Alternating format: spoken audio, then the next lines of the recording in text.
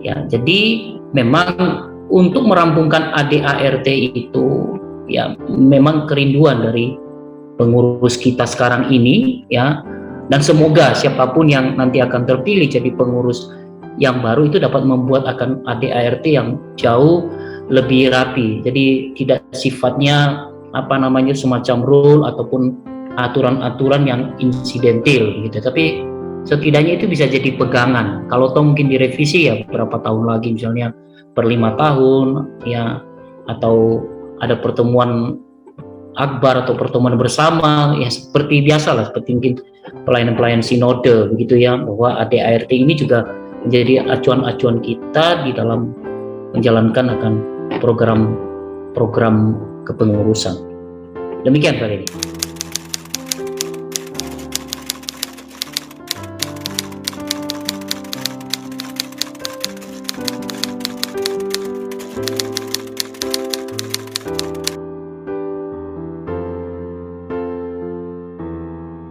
Mungkin evaluasi yang pertama itu adalah pengurus sendiri ya, maksudnya pengurus-pengurus yang terpilih ya, ternyata perlu waktu ya untuk istilahnya itu kebersamaannya ya, karena di dalam kepengurusan itu seperti yang mungkin rekan-rekan lihat, ternyata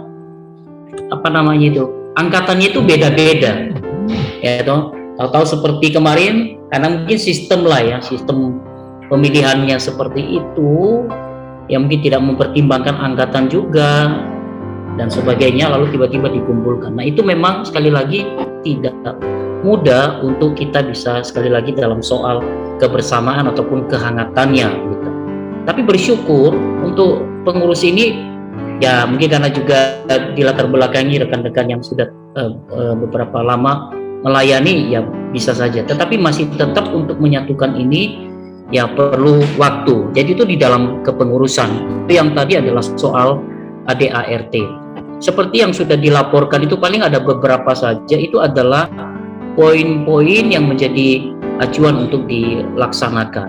Jadi memang tetap seperti tadi yang saya sudah sampaikan, bahwa ADAR itu memang perlu dikelola itu lebih baik gitu ya. Mungkin nanti perlu itu waktu ya yang lebih banyak daripada kita hanya sekedar menjalankan program, karena ini akan dipakai lagi nanti untuk periode-periode selanjutnya.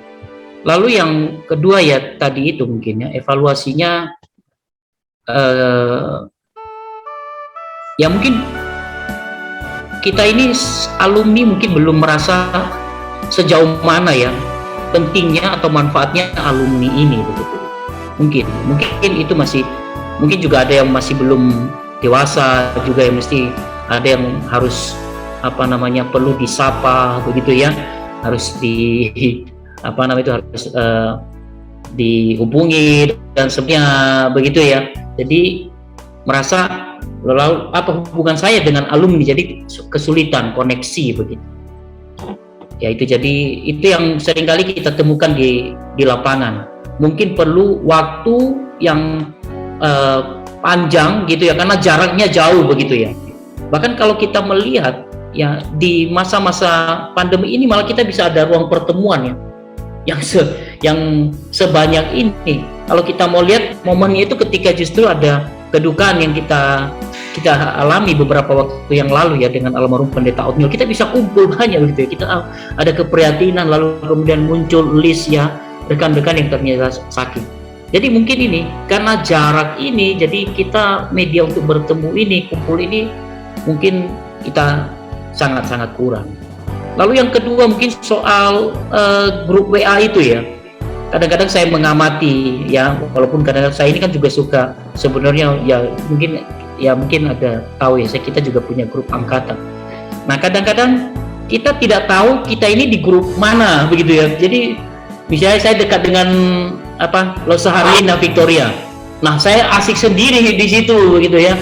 Kita tidak tahu bahwa ini adalah ruang besar yang mungkin bahasa komunikasi saya dengan Losa Harlina ini hanya berdua yang tahu, tapi bagaimana dengan rekan-rekan yang lain, dengan Losa Wida atau apa, kita nggak tahu begitu. Mungkin malah sudah merasa tidak bisa tidak bisa nimbrung gitu, atau sudah merasa tidak cocok begitu. Itu yang kadang-kadang kita tidak mengerti. Walaupun di dalam otak kita ini kan keluarga besar. Kita ini satu apa? Alma mater. Kita ini satu alumni begitu ya misalnya. Tetapi kan mungkin ya budaya-budaya ataupun jurang angkatan ini juga jauh begitu ya. Kadang-kadang kita perlu bijak-bijak lah begitu ya. Mungkin kalau kita sesama angkatan is okay lah, mau ngomong ngalor ngidul apa gitu ya. Mungkin itu perlu dipertimbangkan. Apalagi kalau nanti misalnya rencana mau buka Telegram yang ribuan itu. Ya, apakah itu juga akan membuat kita lebih efektif begitu. Jadi mungkin ya itu beberapa, mungkin masih banyak yang lain ya. Tapi bagi saya ada harapan lah kalau STTA bisa sudah memulai akan pertemuan-pertemuan dan kebersamaan ini, menurut saya adalah harapan bagi kebersamaan, bagi persekutuan STTA di waktu-waktu mendatang. Jadi inti dari semua ini adalah mungkin kita perlu waktu untuk bisa mencairkan ya untuk kita bisa hangat ya sama alumni STT ya. Nah, mungkin kita bisa melihat yang baru saja ya, yang baru masuk ya, kita nggak bisa apa-apa juga gitu ya. Kita bisa lihat yang baru masuk itu paling welcome itu. Setelah itu apa ya, mungkin rekan-rekan dosen yang dekat dengan alumni yang baru ini bisa lebih nyambung, tapi dengan kita gimana juga gitu ya. Mungkin sulit. Media apa yang bisa membuat kita bisa ngobrol seperti malam ini begini ya. Ini bisa nah ada tujuannya begitu ya. Jadi mungkin itu menciptakan kebersamaan yang lebih akrab ya di waktu-waktu mendatang. Ya ini tugas bagi pengurus-pengurus baru ya, entah siapapun yang terpilih. Oke, thank you.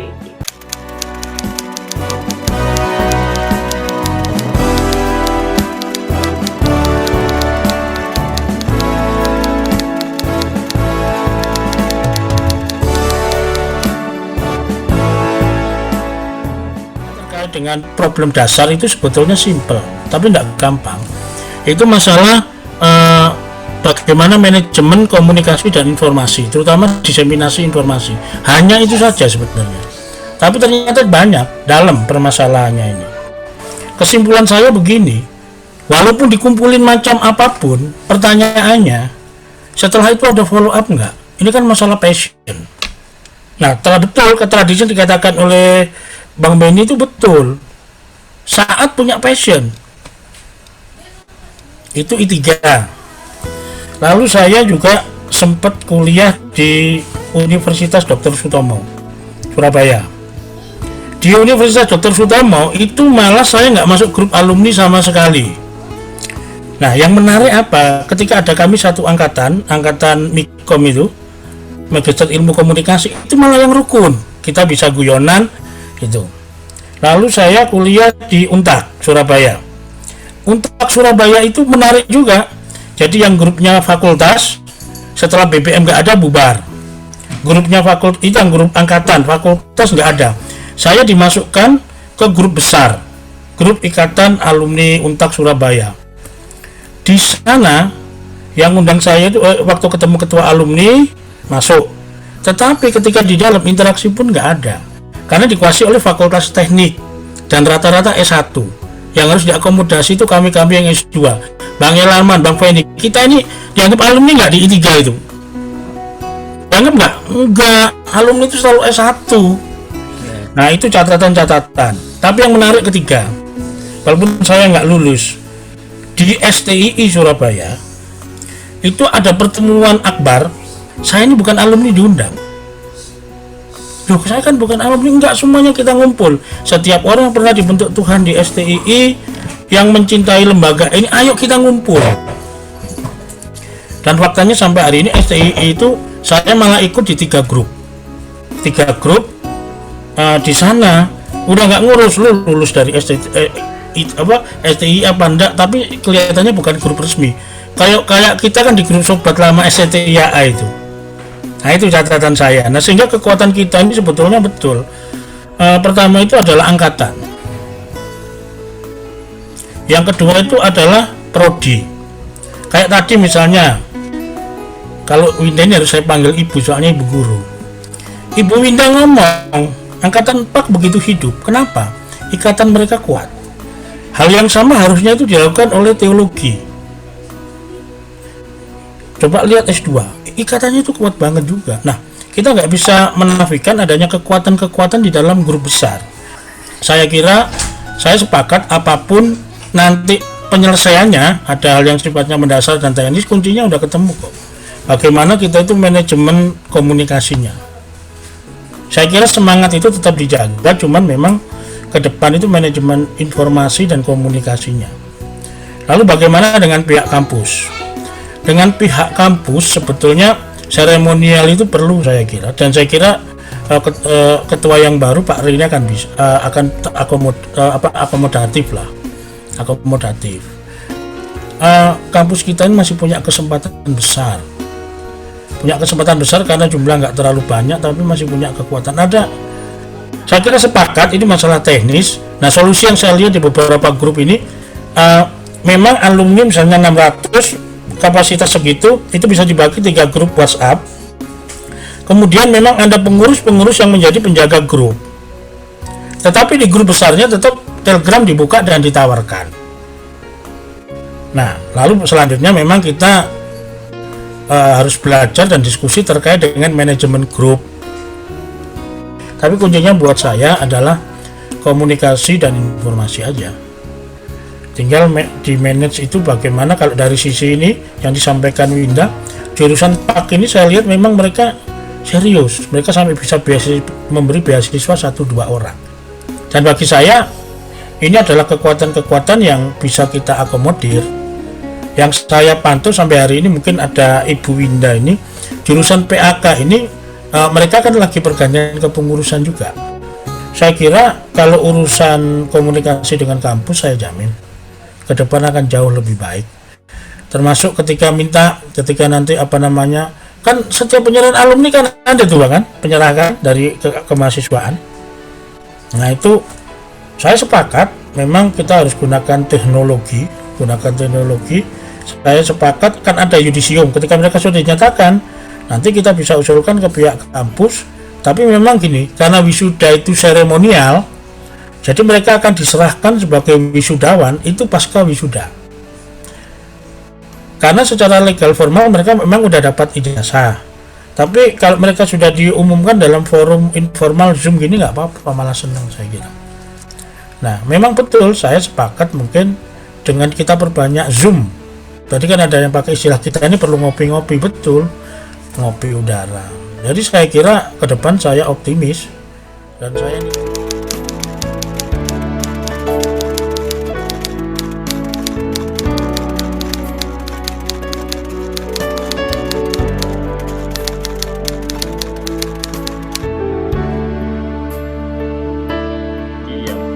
artinya kita penting sekali data yang kita miliki dari seluruh alumni.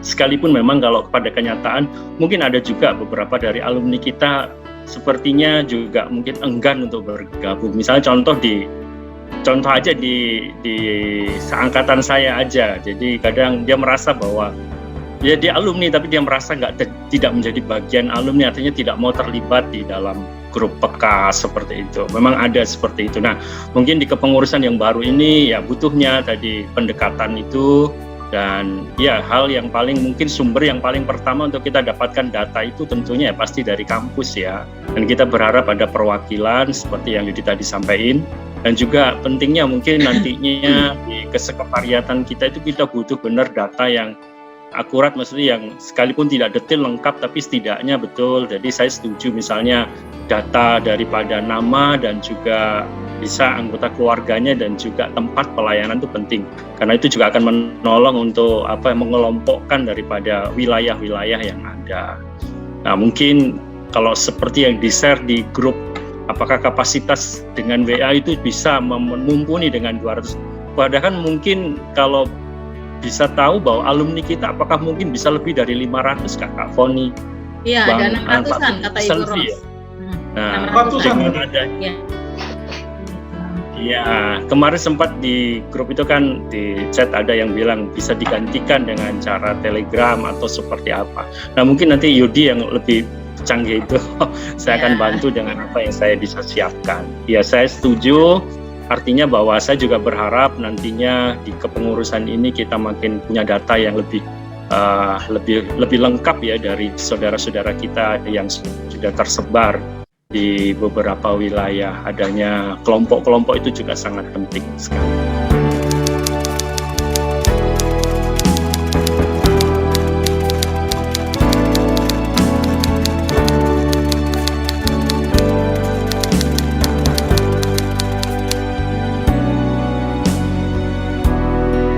Pertanyaannya, kalau saya secara pribadi, ya jujur ini memang jadi mungkin kekhawatiran kita bersama ya, pergumulan kita bersama ya untuk melihat alumni STTIA begitu ya.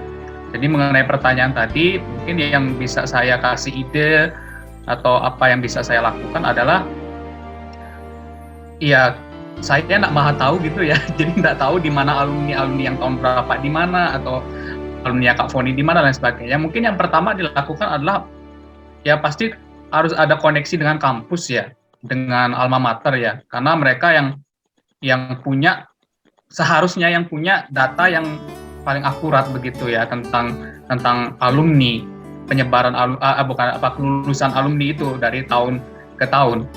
Nah, kemudian kalau menurut saya seperti tadi ada yang mengatakan mungkin lebih baik memang diaktifkan begitu ya, diaktifkan untuk per wilayah itu atau per provinsi begitu.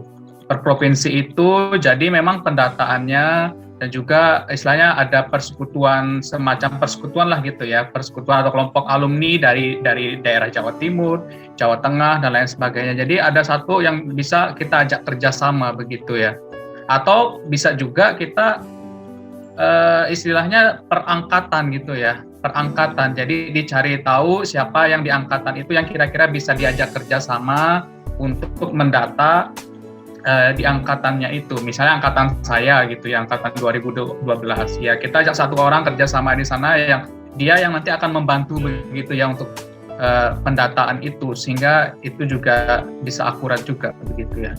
Dan mungkin ya itu ya, dikoneksikan, karena sangat penting sekali, kalau menurut saya sangat penting sekali alumni itu terkoneksi satu dengan yang lainnya. Setidaknya ada data-data yang jelas yang kita punyai, kita punya lulusan tahun sekian, jumlahnya sekian, dan sekarang alumni kita jumlahnya berapa, dan kalau perlu kita perlu pendataan yang dia alumni ini sekarang pelayanannya di mana dan lain sebagainya. Itu sangat perlu sekali. Jadi mungkin itu yang bisa saya sampaikan sementara.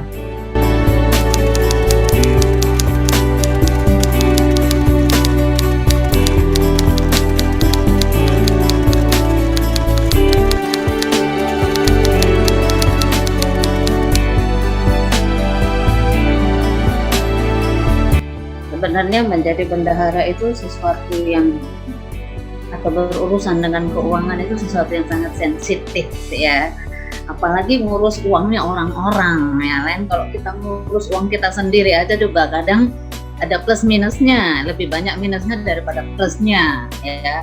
Jadi untuk kesempatan ini seperti yang dikatakan Kak Eli Arman tadi itu, bahwa mungkin untuk program kedepannya itu untuk bendahara, saya pikir yang pertama itu harus membenahi dulu sistem keuangan transfernya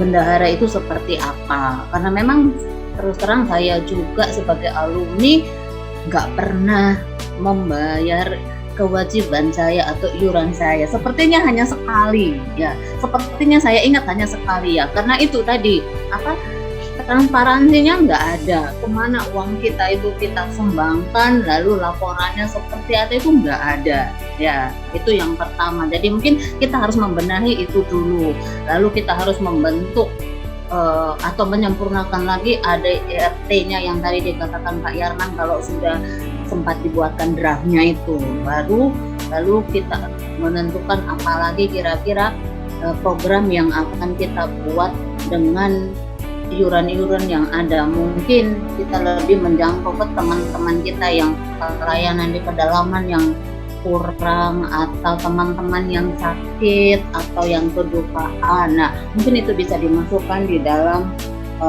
program bendahara ke depan. Tapi pada intinya yang pertama itu kita harus membenahi dulu sistemnya keuangan bendahara ini seperti apa, sehingga teman-teman atau alumni dan semua ketika memberikan iuran setiap bulan itu jelas. Lalu transfernya itu kemana ya? Kita transfernya apakah memang selama ini punya rekening khusus alumni, atau kita meminjam rekening kampus atau rekening salah satu pengurus atau dosen yang ada di kampus. Nah, itu juga nggak jelas. Nah, kira-kira seperti itu Kak Foni.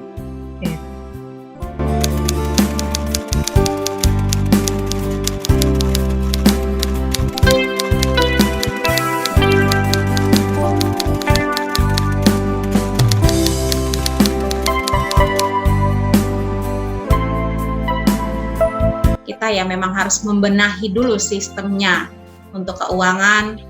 Saya juga pikir waktu awal saya masuk di dalam grup pun, ini karena saya udah keluar lama dari grup itu. Saya waktu masuk di grup 2017, kemudian ada sedikit hal yang saya tidak setuju, dan saya langsung keluar 1 tahun kemudian kalau nggak salah. Dan akhirnya baru dimasukkan lagi karena mau dipilih jadi bendahara ini. Jadi saya juga waktu masuk saya bingung, langsung ditagih uang iuran tanpa ada disosialisasikan dengan baik, tanpa membicarakan, langsung ditagih-tagih kan. Jadi kita tidak ngerti tagih apa, iuran apa, untuk apa gitu. Jadi kurang jelas di awal.